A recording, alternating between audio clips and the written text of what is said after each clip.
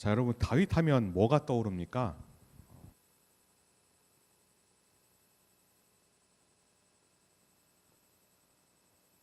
써놨는데 골리앗이라고 이제 제가 써놨어요. 딱 맞는 답을 해주셨습니다. 골리앗을 쓰러뜨린 그런 용맹한 믿음의 용사라는 이미지가 있죠. 그리고 뭐 너는 칼과 창과 단창으로 나오지만 나는 만군의 여호와 하나님의 이름으로 너에게 나아오겠다라는 그런 모습을 우리가 익숙하게 알고 있습니다. 그런데 오늘 본문의 다윗은 조금 달라요. 오늘 본문의 다윗은 골리앗 앞에 담대히 나아갔던 젊은 다윗이 아닙니다. 본문은 아주 솔직하게 말합니다. 15절 끝부분 보시면 다윗이 피곤함에라고 나와 있습니다. 다윗도 나이가 많이 들었어요. 나이가 많이 들고 몸에 한계가 왔고 전쟁터에서 죽을 뻔한 위기를 맞았습니다. 그때 하나님은 어떻게 하셨냐?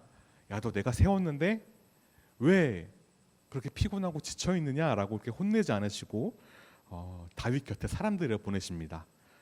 십브게, 엘하난, 요나단 같은 사람들이 각자의 자리에서 거인족 장수들과 싸웠다는 것이죠.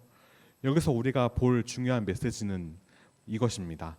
예전에는 다윗이 골리앗 앞에 섰는데 이제는 다윗 곁에 있는 사람들이 있고 일어나게 됩니다.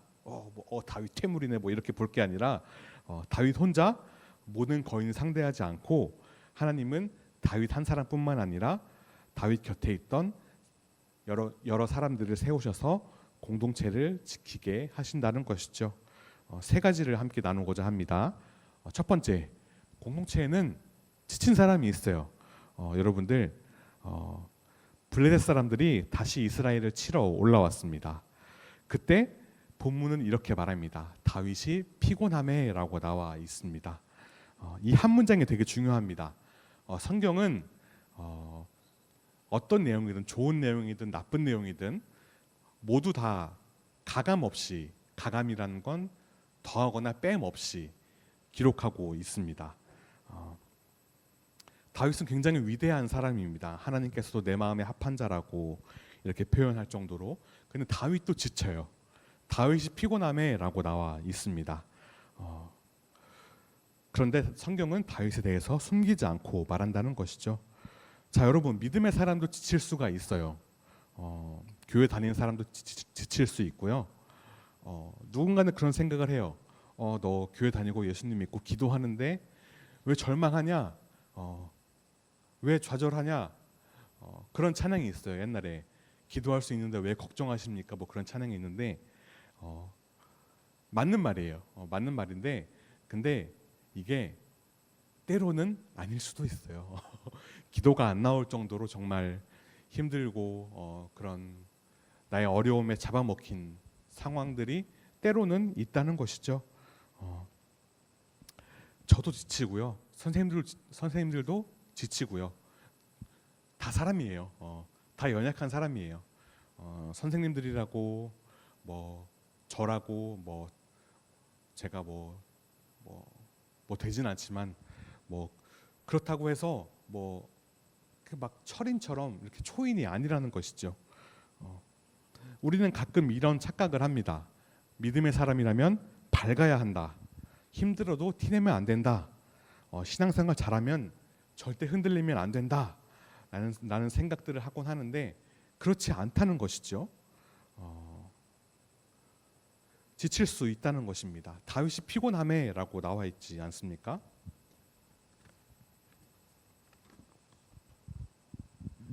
여러분, 학교에서 하루 종일 공부하고 시험 준비하고 인간관계, 또 집에 오면 또 자녀로서 보여야 되는 모습이 있고 마음은 피곤한데 겉으로는 괜찮은 척 해야 될 때가 있습니다. 아무도 내 마음을 모르는 것 같을 때가 있습니다. 그런데 16절을 보면 다윗이 지쳐 있을 때 이스비브노이라는 사람이 다윗을 죽이려 합니다. 그는 굉장히 강한 장수였는데 창도 무겁고 새 칼을 차고 있었습니다. 다윗이 피곤할 때 그런 위협이 찾아온다는 것이죠. 여러분, 똑같은 시험이 찾아와도 여러분이 영적으로 체력적으로 굉장히 컨디션이 좋을 때와 그렇지 못할 때 체감되는 그게 달라요. 똑같이 한 대를 맞아도 건강할 때 맞느냐 아플 때 맞느냐는 더 큰 차이가 있다는 것이죠. 그래서 공동체에는 서로를 보는 눈이 필요해요. 쟤는 원래 밝으니까 괜찮겠지. 전도사님은 전도사님이니까 괜찮겠지. 여러분 저도 힘들 때가 있어요. 저도 사람입니다. 선생님들도 사람이고요. 여러분도 사람 아닙니까? 그래서 그런 말을 하더라고요. 사람들이 있을 때 지나치게 밝아 보이는 사람은 이제 혼자 있을 때 그런 마음의 어려움들이 있을 확률이 높다라는 것입니다. 우리가 교회 공동체 안에서 가장 먼저 봐야 될 것은 남을 평가하는 눈이 아닙니다. 뭐 저 사람은 돈이 많으니까 괜찮겠지. 뭐 이런 거 절대 있으면 안 돼요. 뭐 쟤 왜 저래? 이런 생각하기 전에 혹시 무슨 일이 있나라고 생각할 수 있어야 한다는 것이죠. 사람을 함부로 판단하기 전에 그 사람의 마음이 지쳐 있을 수 있다는 것을 기억해야 합니다. 교회는 완벽한 사람들이 모인 곳이 아닙니다. 저도 옛날에 그런 생각을 했어요. 아니 교회 다니는 사람들이 왜 그렇게 나쁜 짓을 하고 죄를 짓고 이렇게 하냐 이렇게 생각을 했는데 교회니까 죄인들이 모인 곳이니까 더 그런 것이다. 누군가는 병원에 비유하기도 하더라고요. 그래서 그 말이 맞는 것 같아요. 그래서 저는 여러분들이 하루빨리 교회 공동체에 대해서 막 선한 사람들이 있는 곳이다라는 그런 인식들을 여러분들 내려놓았으면 좋겠어요. 실제로 그렇지도 않고요. 그래서 모든 사람은 다 지친다는 것입니다. 저도 모두가 다 지친다는 것이죠. 여러분들도 다 지쳐 있지 않습니까? 여러분들 그거 알아요? 그 홍진경 무한도전 짤 알아요? 지금 힘든가요? 되게 죽상으로 이제 아니요라고 이렇게 하고 있죠. 공동체에는 다윗처럼 지친 사람이 분명 존재한다는 것입니다. 우리는 그런 사람을 볼 수 있어야 해요. 쟤 왜 저러냐? 평소랑 좀 다른데 원래 저런 애가 아닌데 라고 이렇게 하기보다는 다윗도 피곤했고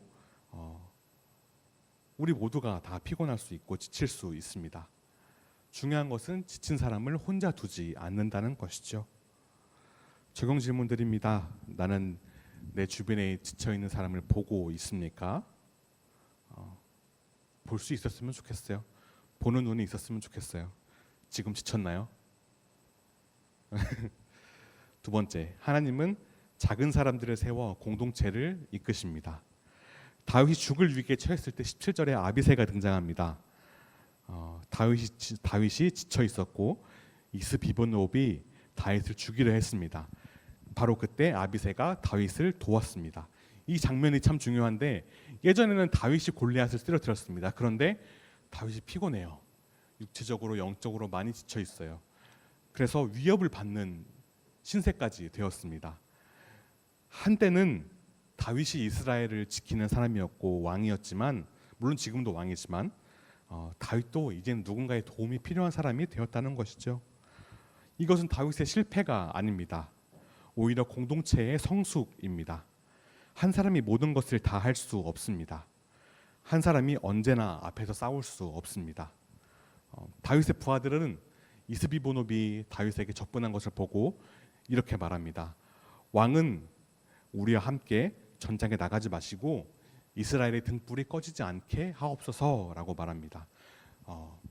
물론 여기서 이스라엘의 등불이라는 표현이 있는데 다윗을 막 신격화하고 높이는 표현이 아니라 그런 리더십으로서의 그런 것을 말하는 것입니다. 다윗이 너무 중요하기 때문에 그래서 이순신 장군도 나의 죽음을 적에게 알리지 말라고 한 것처럼 공동체가 다윗을 지키는 것입니다. 교회도 그렇습니다. 한 사람만 계속 버티는 것은 공동체는 건강하지 않습니다. 여러분 그 통나무 셋이서 드는 짤 알아요? 그래서 한 명은 이제 무임승차하고 그런 거 본 적 있죠.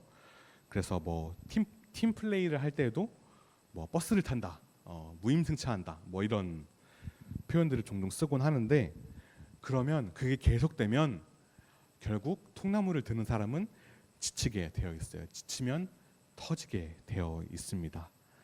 그래서 우리가 서로 서로를 잘 살펴줄 수 있어야 해요. 누군가 넘어질 것 같으면 다른 사람이 붙들어줘야 한다는 것입니다. 오늘 본문에 그 다윗을 지켜주었던 그런 장군들처럼요. 공동체를 세우는 일은 꼭 직책이 있어야 하는 것은 아닙니다. 임원이 아니어도 할 수 있습니다. 저는 그래서 우리 MTS는 임원이 없는데 어떡하지 했는데 한편으로 그런 생각을 했어요. 임원이 없으니까 오히려 더 할 수 있겠다. 모두가 다 직책이 없이, 이렇게 표현해서 미안해요, 다 똑같으니까. 그래서 마이크를 잡지 않아도 하나님은 여러분을 사용하실 수 있다는 것입니다.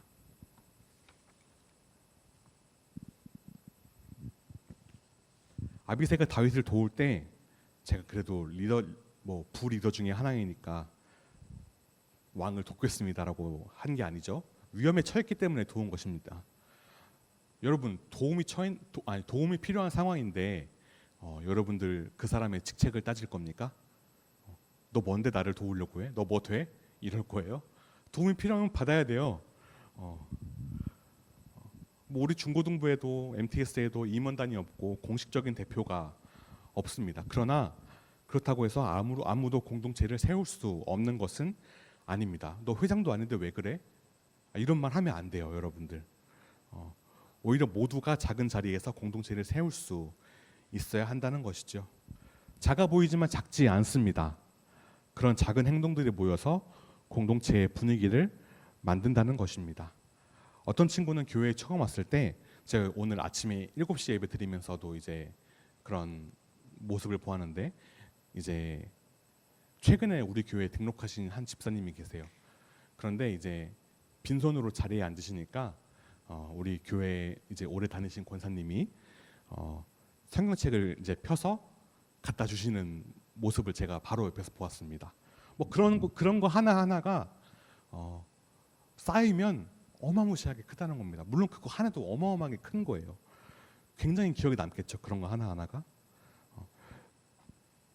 여러분은 아직 자신을 작게 볼 수 있습니다. 저 별거 없는데요. 저는 앞에 나서는 스타일이 아닌데요. 저는 믿음이 그렇게 좋은 것도 아닌데요. 저도 마찬가지예요, 여러분.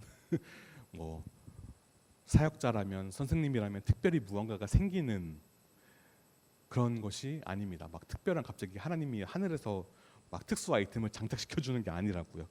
저도 몸부림치고 있어요. 부끄러운 고백이지만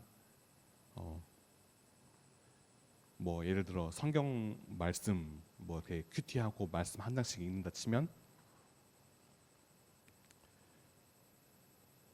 이번 주에 성경보다 리스는 영상을 더 많이 본 것 같아요.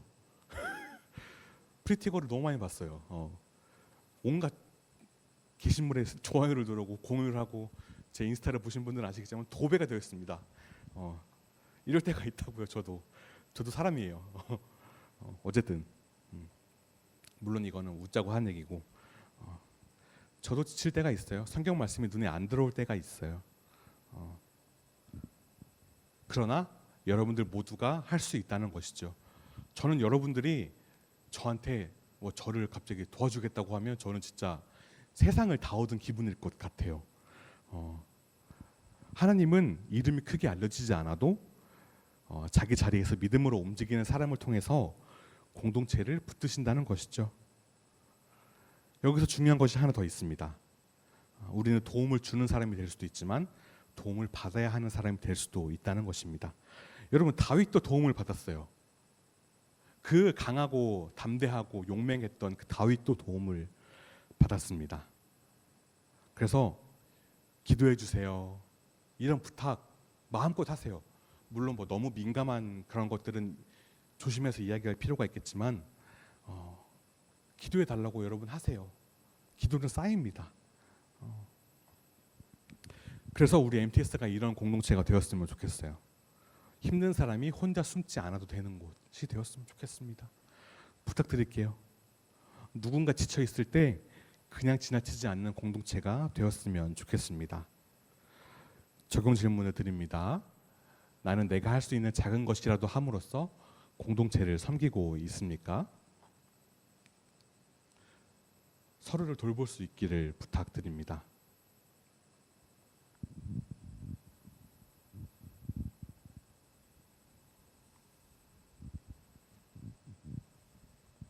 세 번째 마지막으로 하나님은 다음 사람을 통해 믿음의 싸움을 이어가십니다. 18절에서 22절까지는 전투 이야기가 나옵니다. 여기서 우리가 볼 것은 누가 누구를 죽였다가 아닙니다. 핵심은 이것입니다. 예전에는 다윗이 골리앗 앞에 섰습니다. 그런데 이제는 다윗의 사람들이 각자의 자리에서 거인들과 싸웁니다. 다윗 혼자 모든 싸움을 감당하지 않습니다. 하나님은 다음 사람들을 세우신다는 것이죠. 여러분들을 뭐라고 부르는지 알아요? 교회에서 청년들, 우리 학생들, 어린이들 다음 세대라고 불러요. 오늘 본문이 우리에게 주는 중요한 메시지입니다. 믿음의 사람은 한 사람에게서 끝나면 안 되는 것이죠. 공동체는 한 사람의 그런 애씀으로, 그런 영웅적인 모습으로만 세워지지는 않습니다. 이 장면은 우리의 공동체에게, MTS에게 매우 중요합니다. 교회는 어른들만 세우는 곳이 아니에요. 장로님들만 하는 곳이 아니에요. 목사님들만 하는 것도 아니에요. 돈 많은 사람들만 하는 것도 아니에요. 건강한 사람만 세우는 것도 아니에요. 여러분이 아직 어리다고 해서 뭐 의미 없는 존재가 아니라는 것입니다. 하나님은 여러분에게 갑자기 엄청난 걸 맡기지 않으세요. 작은 믿음의 싸움부터 맡기신다는 것입니다. 뭐가 있을까요? 당장 아침잠을 이겨내고 교회에 오는 것부터입니다. 다윗과 함께 싸워준 십브개, 엘하난, 요나단이 처음부터 유명했던 사람들은 아니었습니다. 그러나 그들은 자기 앞에 놓인 싸움에서 도망치지 않았다는 것이죠.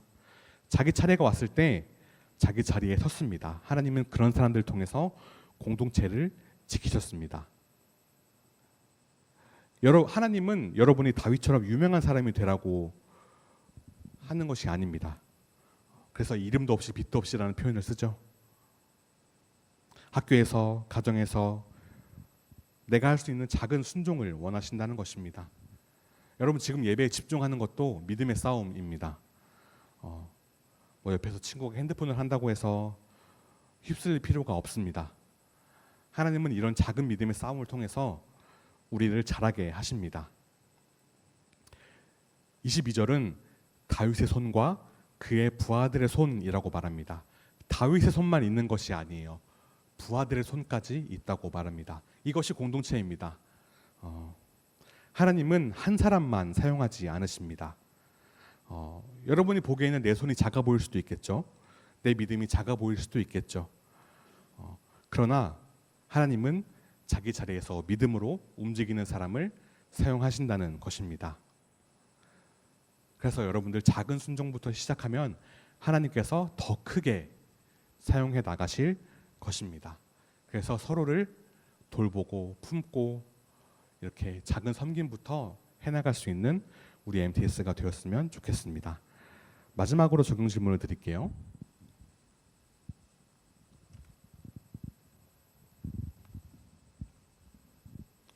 나는 하나님이 맡기시는 믿음의 싸움을 감당하려고 애쓰고 있습니까? 말씀을 정리하겠습니다. 오늘 본문은 아주 중요한 사실을 우리에게 보여줍니다. 여러분 다윗도 지쳐요. 저도 언젠가 지칠 때가 있을 거예요. 실제로 지친 적도 있고요. 마음속에 방황을 되게 오래 했었어요. 목사님이 되기로 마음먹은 지 얼마 안 됐어요. 전도사를 8년을 했는데 저도 그런 고민을 했었어요.